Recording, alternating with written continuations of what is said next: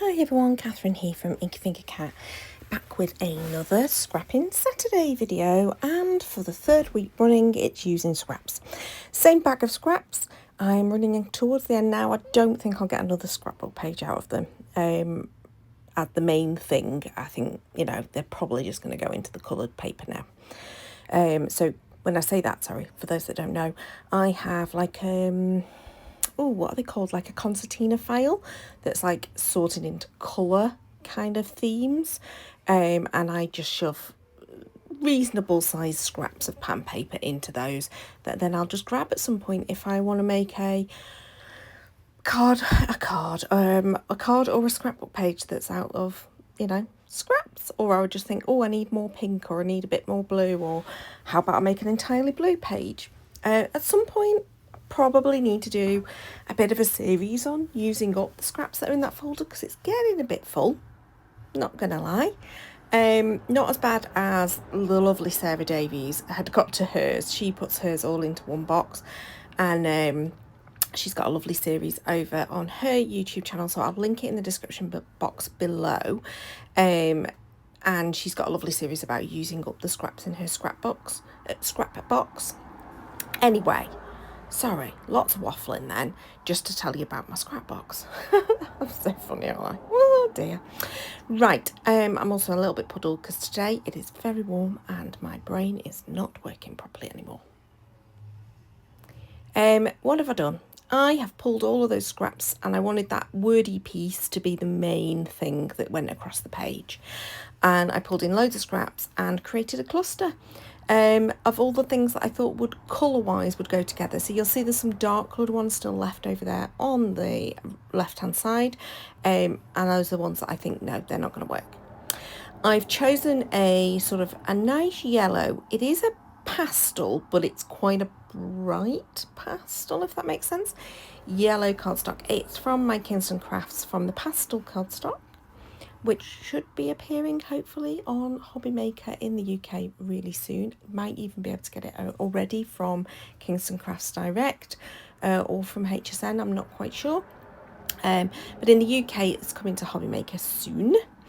And I decided I wanted to do that little bit of blending through my stencil, which is I think it's an All and Create stencil, pretty sure it is. And then I went a bit mad and went a bit mixed media and used this textured glass bead gel, which is kind of like a gloss medium, gel medium. So it gives you some texture of the gloss, but within it is encapsulated these tiny little glass beads, so it gives you like proper texture, and it's quite chunky. And I just used that stencil to do the 4 of them. I did wipe a little bit off there where I thought, no, actually don't need that. That was me just showing you it. And then I left it to dry. I actually made this page over a couple of sessions, sort of like one in the morning, one in the afternoon, had a bit of break in the middle, and you'll see I lost a little bit of footage. For some reason it didn't press record, and I suddenly noticed as I was adding all of the bits of craft foam underneath that main cluster. Reason being is some of that stenciling, now it has dried, is raised because it is quite chunky, so I just needed to have some foam underneath my main element. To be honest, this kind of came together really quickly. It was just done over a couple of sessions, mainly for the drying time for that glass bead gel.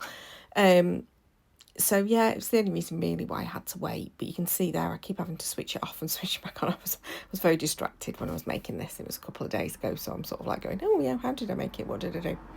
So I grabbed from my stash, I've got some perspectives that have come from a Bramble Fox Club kit. I'm now going through an embellishment kit from Hey Little Magpie and adding in these beautiful little kind of pinky coloured daisy trim, and just adding that to some bits and pieces around the page just to get that added different texture. And the other thing I've added in is obviously the puffy stickers, which is the puffy sticker for the title, which is Today Documented. The documented and the 2 little hearts have come from a 49th Market kit. Decided to turn that tiny little piece that was up at the top into a bit of a tag and just add in a little bit of ribbon. not ribbon, what's it called? It's like a wax thread. Again, came from the Hey Little Magpie kit.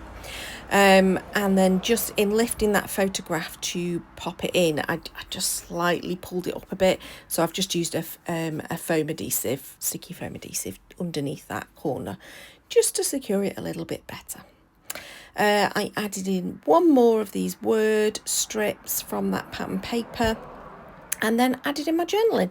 So just so you know, photos are from Broad Sands Beach in Devon, on the English Riviera. My daughter and I left the hubby back at the lodge that we were staying at. He didn't fancy coming to the beach for the day, and we went off to the beach, and it was glorious, absolutely glorious, as you can see from those gorgeous blue skies. And I really wanted that yellow background to kind of encapsulate how bright and cheerful it was. So some lovely pictures of both the beach huts and me and my girl, with that gorgeous blue sky behind us.